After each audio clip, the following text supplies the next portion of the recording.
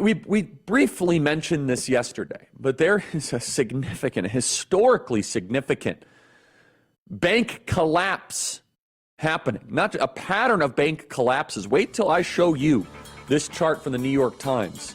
Is the Great Reset here? Is the currency reset here? We're about to get started. Welcome, everybody. Radio stations across the country. Email us your thoughts. As always, freedom@charliekirk.com. The media is probably getting calls from the Treasury Department right now. I guarantee you, the big uglies, CNN, even the people running the Apple News desk, NBC, I can almost guarantee you the Treasury Department's PR side, the communications director, they are working the phones saying, hey, can you just downplay the bank story? It's okay if you cover it. Just don't lead with it. And apparently it's working. I mean, they do mention it on the front page of the Wall Street Journal, but what catches your attention here? The front page of the Wall Street Journal is some freak wearing a cat uniform at the Met Gala. Jared Leto, next to Anne Hathaway and Salma Hayek. So it's working. The lead should be not some Doja Cat thing. Again, I've joked around for a while that we're living through the Hunger Games. This is confirmation that the Hunger Games were awfully prophetic. Again, they do cover it, but it's as if your eyes go away from it. First Republic Seas sold to J.P. Morgan. On page of the New York Times, B1, so it's buried, because the front page of the New York Times, they're leading with Ukraine. And they do cover the bank issue, but you could tell it's not the emphasis. Somebody is lobbying. Somebody is working the ropes of these media companies. And there's a reason for it. We're on the precipice of a major bank run. An institutional bank run. Now, you know this. Well, I hope you know this. The money in your bank account is not actually there. The money in your bank account is just a promise. It's a promissory note. It is a fractional reserve banking system. It works as long as everybody doesn't go and withdraw their money all at once. So the fall of First Republic Bank should be a lot bigger on the Wall Street Journal than the eye candy distraction smokescreen Doja Cat person. But somebody at the Treasury Department, and quite honestly, you can't blame them, is trying to just kind of tamper this down. You can cover it here or there, but do not engage in panic. So the New York Times has an incredibly important graphic right now. Do you know that the three failed banks this year, Silicon Valley Bank, Signature Bank, and First Republic Bank, surpasses the amount of assets of busts in 2008? So there were more banks that busted in 2008 than have busted so far, but these were so big that in 2008, there were 25 banks that busted for a total of $94 billion. So far this year, 3 banks have busted for a total of $110 billion. $110 billion. So currently, the banking collapse is already worse this year than it was in 2008. What is driving this? Well, a couple things. Number one, the $6 to $7 trillion of money that we created out of thin air. And we were against it from the beginning. You can go back in the podcast archives. We were one of the few people that thought that we should have zero stimulus. Congress should not act, and we were attacked. People said, oh, Charlie, it's the worst thing ever. During the lockdown, we said the number one way to stimulate the economy is to open the economy. And Republicans and Democrats agreed to keep on spending money we do not have, creating money out of thin air, funneling fiat currency into the economy, and basic economic truths, best articulated by Milton Friedman and Thomas Sowell. When you create $6, $7, $8, $9 trillion out of thin air, you're going to get a lot of bad behavior. You're going to subsidize bad behavior. You are going to get what in economics is called externalities. You're going to get what's even more specifically called in economics malinvestment. Bad companies will be able to stay open. Defunct nonprofits will be subsidized through ERCs or through this bailout money or through the stimulus money. It was a completely unnecessary cash infusion that Republicans should have opposed, and they did eventually. It was a poor allocation of capital, especially since our dollar is just based on fiat, on the faith of the dollar. Not to mention then the Biden regime comes in and wages a war on oil and natural gas and pushes for more regulation and destroys entrepreneurial confidence. Poor allocation of capital always happens before bubble bursts. Now, strict Austrian economists, of which I agree with some of what they have to say and disagree with other things, Ludwig von Mises, beautiful literature that they wrote, and I read all this stuff like 10 or 12 years ago. Murray Rothbard, but he's a little extreme. They had an interesting argument where they said the Austrian business cycle, as they argue, is that booms and busts are actually not normal absent a massive central bank infusing the economy with artificial capital.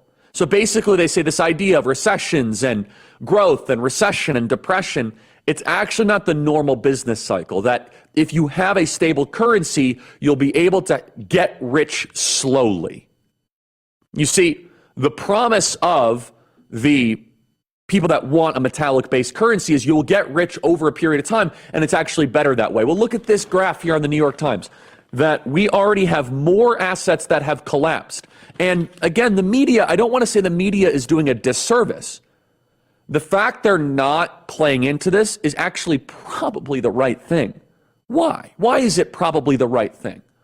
Because if the media led with bank run, bank collapses instead of Doja Cat, if the media led with this instead of Ukraine, you would have probably another 10 or 20 or 30 banks collapse, especially regional ones. And this is not speculation. Today, Pacific Western Bank is down 30%. Regional banks are teetering on the brink right now as stocks slide to new lows. In fact, I got a call from a very wealthy man yesterday, very, very wealthy. And we were talking, and he said, Charlie, just so you know, I have now reduced all of my accounts down to $249,999. $2,400, basically saying right below the FDIC limit. Like, I am not going to keep a dollar of cash in any of my accounts that the FDIC does not 100% guarantee. And that is a warning sign. That goes to show that people's confidence in the system is deteriorating in real time. The big, huge story happening in the country right now is not the Met Gala. It's not Doja Cat. It's not even the Ukraine war. You are living through one of the worst bank collapses that is even worse than anything we have seen since the Great Depression. Paying attention yet? The Dow is down 500 points. And this is how CNBC covers it. And again, the media has to be careful because the media does not want to be, they don't want to be chief sponsors of a mass bank run. They say banking concerns linger. Yeah, banking concerns is a mild way to put it. This is already worse than 2008, but let's make sure we understand why this has happened.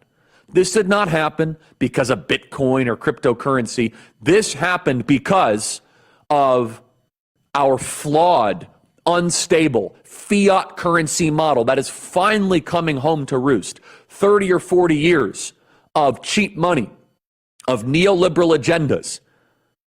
Soon people are going to have a bigger indictment of the American dollar, where they're saying, wait a second, there's nothing backing my currency.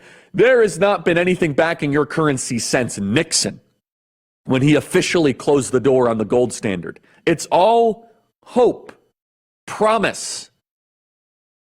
And that hope and that full faith and credit of the United States is collapsing in real time. It's smoke and mirrors. Everybody, it is only May, and there have been $110 billion in bank collapses. If this keeps up, we could see hundreds of billions of dollars more in bank collapses. And I am not here as a fearmonger. It's the last thing that I want to do. But we're seeing here regional banks are falling sharply across the board. If there is even a 5 to 10% bank run to some of these regional banks, it will put them under after under after under. I'm going to tell you in the next segment what I think the agenda is here, why the big banks are not very upset about this, why the Treasury Department wants to manage this, and why I think Klaus Schwab is snickering from the World Economic Forum. You're living through something that is historic and chaotic, and I'm afraid that there is an agenda behind it. We're going to tell you what that is. They're not shy. The Great Reset crowd have talked about one world currency, centralized bank digital currency. You see, the big banks are not upset about this at all. JP Morgan is a beneficiary. Their stock went up yesterday. Bank of America, Wells Fargo, they're going to benefit from this. Regional banks keep America free. Regional banks are local. They're accountable. They usually have between $500 million and $2 billion in assets. Regional banks are the states' rights equivalent of the American banking system. They're ideologically diverse. They underwrite loans that big banks won't always underwrite. They donate to the local football team. They'll open up an extra hour for you. They'll take a bet on a local entrepreneur.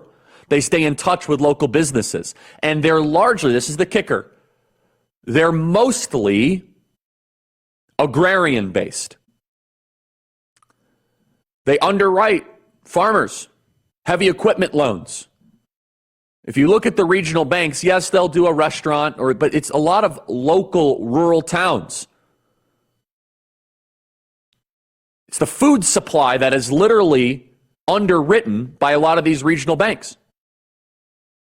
And we're seeing the amount of regional banks go down and down and down. That's always been one of the prime directives of Dodd-Frank. You see, Barney Frank, who was a slob, we don't talk about Barney Frank very often, we should, and I believe his name was Chris Dodd. They came out with Dodd-Frank not as a way to regulate banks, but they wanted to pseudo-nationalize them through shrinking the amount of banks. This is a trend that we are seeing across the board. They want a smaller and smaller selection of companies that you are able to choose from. They want less banks. They want less beverage companies. They want less automobile companies. We have 3 or 4 automobile manufacturers if you count Tesla.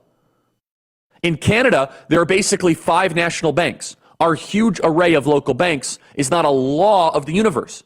In fact, if they're able to chip away at the fact that we have a regional bank there and a regional bank there, and you got Wichita General there, and you got First Tampa there, and you got Des Moines Regional there, and they could chip it away, and either they collapse, they go under, and they get eaten by JP Morgan or Bank of America. That makes America less free. They're local and decentralized, which we talk about repeatedly. Local and decentralized power is a key to liberty. This accumulation of power and money is smaller, and a smaller number of banks threatens our very liberty. So when they close these local banks, it's threatening our autonomy. It's threatening your ability to be free of woke capital. And these regional banks cannot always be controlled by DC bureaucrats. This is a direct sabotage campaign to come from mom and pop banks to try to conform us into a national banking strategy controlled by a small select few of banks headquartered out of New York.